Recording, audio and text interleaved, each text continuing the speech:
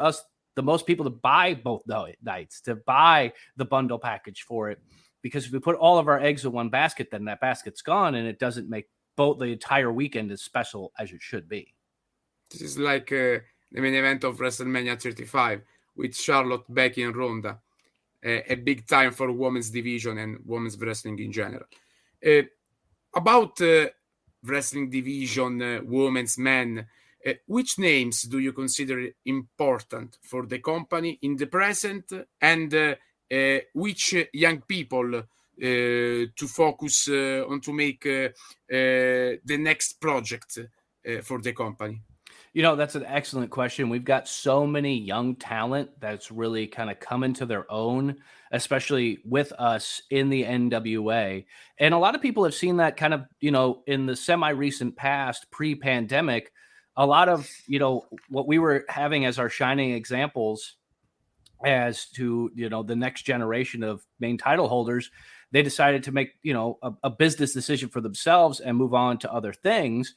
And we were saying that about Ricky Starks from the very beginning. Mm-hmm. And then he moves on, and look where he is at AEW. I feel like he's a top contender over there, even though he recently lost that FTW championship. But I think that kind of sets him up to potentially win other championships that are there.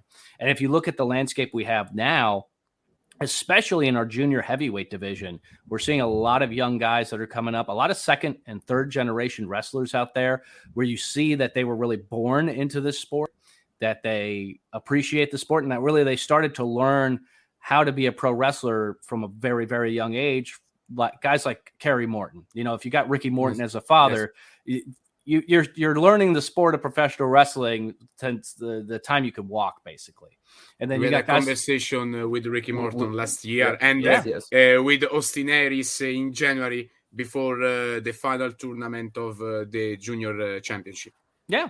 And so, and then we've got other guys like Colby Carino as another great example in our junior heavyweight division. Also another legacy that's there. And then you've got a lot of other people that, maybe they're not young in the per se that they're young, but maybe they just haven't been given the spotlight that they really deserve and that they could really shine in the sport of professional wrestling. And people, are now seeing them, partly because of the NWA, and partly because a lot of people are catching on after they're on NWA, Max the Impaler, Odinson, we've got this. And so that's really also what it's showing is we've got this diverse roster. It doesn't matter which division it's in. You're also seeing it across the board. So it's not just in our junior heavyweights. We've got heavyweights as well. We've got a lot of people that are coming into their own, that are sort of homegrown talents with the NWA as well. People that kind of started the traditional way people started the sport of professional wrestling, where you come in and you're ring crew and you're training somewhere and you're working as many outlaw mud shows as you can just to wrestle in front of a few people just to get that experience. And we're seeing it a lot from guys like Magic Jake Dumas and Alex Taylor, and the list really goes on and on about those people that are there. And also you get a lot of veterans out there that perhaps didn't get the same level of exposure that they got in other places, and they've come to us. And what's so great about the NWA is so many of our people are basically just themselves, and we allow them to be themselves. And we're not as restrictive as some of these other companies out there as far as what they want to see, as far as what their name is or what they're doing or how they present themselves. So you get guys like Rodney Mack, who've been in the business for decades, but for a long time there, not a lot of people saw Rodney unless you were coming out to Texas and working and coming to a lot of independent shows out here. But now, I mean, he has caught fire, and, being the husband of Jazz, he's been in this business since way back in the ECW days. And now he's getting a chance to shine. And we're seeing that level of athleticism and that level of experience too. I mean, he has all those decades of experience. He has a training facility here in San Antonio where they're growing a lot of great wrestlers here as well. And so he's passing on that knowledge. And now we're able to use that in the NWA because we let Rodney be Rodney. And we're letting him be, the red dog and go out there and just beat people up and be that massive force. And that's what people want to see. That's what people really want to see. So we're giving opportunities not only for our younger talent, which is coming up and still learning in this business, but also for our incredibly experienced veterans. We're giving them a platform where they can wrestle, be successful, and get themselves over, and in the same way, get the NWA over. So about yourself, do you have an idol in your role of commentator? Because if you tell me about a commentary team in wrestling business, my first name is Mike Tinay, Tony Schiavone, and Bobby the Brain Heenan. So, do you have any idol? That's great, and I have to think that idol is a strong word, but there's definitely people that I love and respect and am huge fans of. Growing up in the area that I grew up in, hearing, King and JR was really the solid duo that I heard the most in my youth and in my teenage years. Watching the sport of professional wrestling and being able to hear JR at AEW now is still also fantastic. And also I've had a great opportunity with the NWA to work with some of those people that are those legends in the business, your Jim Cornettes and your Tony Schiavone's, and then also people who have now become incredible commentators, people like Stu Bennett, aka Wade Barrett, who's being the color commentator over at NXT. It was so interesting to see him. He came from, the bright lights of the WWE, and to see him come into the NWA and be kind of uncertain how this commentary thing's going to work and to see if he was going to be good at it. And for me to be like, dude, you're going to be great. You're fine. And then he is. And he's so fantastic that they welcome him back with open arms over in WWE. And so, but seeing all those legends there, but I think what's really important and what a lot of people out there, my age and perhaps even a little bit older, if they could go back and watch some of the styles of commentary and interviews that you see from Gordon Soley, for instance, that you don't really see these days, and just kind of to get that feel, because that's what sort of makes us special too. And especially when we go to places like Skyway or GPB and all these different studios that we have, is we're bringing back that studio feel for it. And there's a level of intimacy that you have there that's just different than when you're in an arena. And I think to be able to have that there and to be able to play off that is so important. And so it really kind of gives us an opportunity to kind of look back and to give people that sort of flavor that might be missing these days. And then at the same time, have it evolve and have it change enough to where it can exist in the digital landscape that wrestling has to exist in now. Matteo, your turn. Okay, so Joe, I have some questions, and one of these is now we have in the wrestling world, a lot of Italian representation.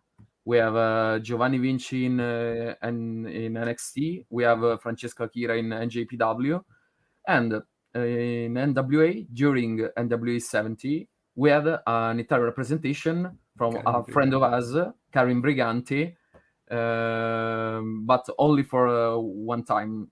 Do you feel that it's a big time now for have an Italian representation in NWA?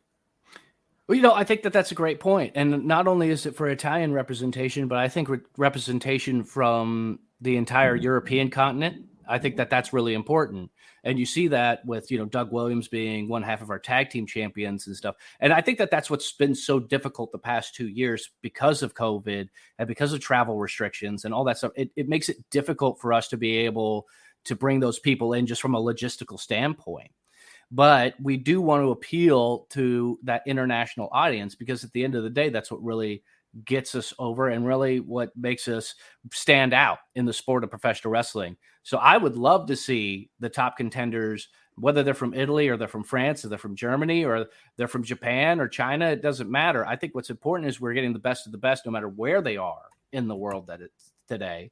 And we've got, Mercurio, a great character I'm going to pitch to you guys to have on your show. Some people might know him as Brian Idol, but Mercurio coming out on our show and having a good time and being that sort of candid, fun representation that they have there with the Italian experience that's there. And me coming from, Italian immigrants myself, my great-grandparents emigrated here, came through Ellis Island, started families in Worcester, Massachusetts before moving to the West Coast. And so I've got that sort of connection with it as well, which I think is always really interesting to have that there. And, if you look all the way back in the history of professional wrestling, you got guys like Bruno Sammartino, and you've got other people there that have that Italian history that's really embedded into it. And that really comes to the Italian experience in the Americas, coming up and having to be really part of that working class and really part of the fighting class. There are so many, if you look at boxing too, so many of the boxers of that early age were also of Italian descent or from Irish descent as well. So it's really interesting to see that. But the great thing about wrestling as it is today and in this world is it has so much international appeal, and there's so many good wrestlers, not only from Italy and Europe, but we're even seeing it from places that I think people didn't really think that we would see good professional wrestling come from, just because of lack of exposure to it. So you're seeing coming from the Middle East, from Eastern Asian countries, and Australia as well. Australia being another hotbed for it. And I think that's what's really great about the NWA. The N stands for national. We could probably change it to international at some point.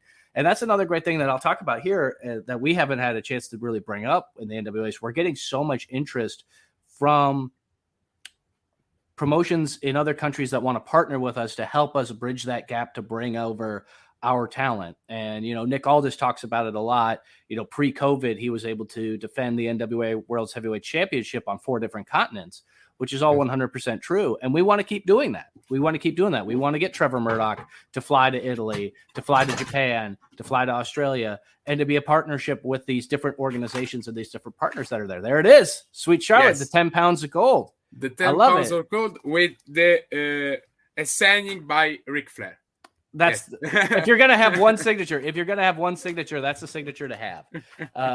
So I'm glad that you have that. And see, that's the other thing is, there's so many people that see that championship and they know what it means. And I think that's the great thing about us keeping that the way it is, because of the history that goes to it. And a lot of other companies out there, they'll change the belts, they'll make the belts evolve.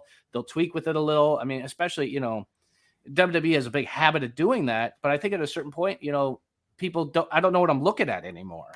It doesn't look like the same belt that Steve Austin held over his head. It doesn't look like the same belt Hulk Hogan held, at WrestleMania 3. Or it doesn't match the history that's there. And I think that's kind of turned some people off. So that's why we like to keep the old dome globe, the 10 pounds of gold, Sweet Charlotte, around the waist of our champion. Matteo is back. Okay. Where'd you go? Sorry, Joe, but now he's doing a very strong thunderstorm, so I have to do a restart for Wi-Fi. Very, very great problems. I'm gonna listen to your answer maybe later, so don't worry. But sorry, Matteo, but about the 10 pounds of gold, I found it during the TNA era, the NWA TNA. And when I come to the WrestleCon in 2019 and I saw that belt, Matteo were with me. And when I saw it, I said, okay, that will be mine. And that day, Ric Flair signed this belt, and very emotional moment for my fan career. Yes. And that's so great. And we love seeing that with our fans there. And, we're selling tickets like crazy to our fan fest at NW74. And I know a lot of people are going to bring belts just like that one. And they want to get them signed by these legends that we're going to have in attendance at NWA 74. And it's great to see that. It's great to be able to see people bring that piece of memorabilia that's there, and to have those conversations about why, buying a replica belt, as I'm sure ain't cheap. And so if you're going to make that investment into something, it means that you're really passionate about that product, and you're passionate about the sport of professional wrestling. And so to see people make that investment in themselves and in that fandom for it, it's really great to see that. And I like that. And I also like the fact that, I'll do another cheap plug here. I love our partnership with Fandue Belts, because it's giving people like yourself and all over the world, if you can't make it to these big conventions or these big shows for whatever reason, it still gives you an opportunity to have that belt and to have it displayed in your house and to let people know. And you could look at it every day, and it'll bring back memories of Ric Flair winning the championship, or Harley Race, winning it for the 8th time, or Jeff Jarrett. Or Jeff Jarrett. Absolutely. I mean, all those people that are, maybe AJ Styles, for a guy like me, the what it really brings to mind, first and foremost, because of my youth and where I was at the time, was the battles between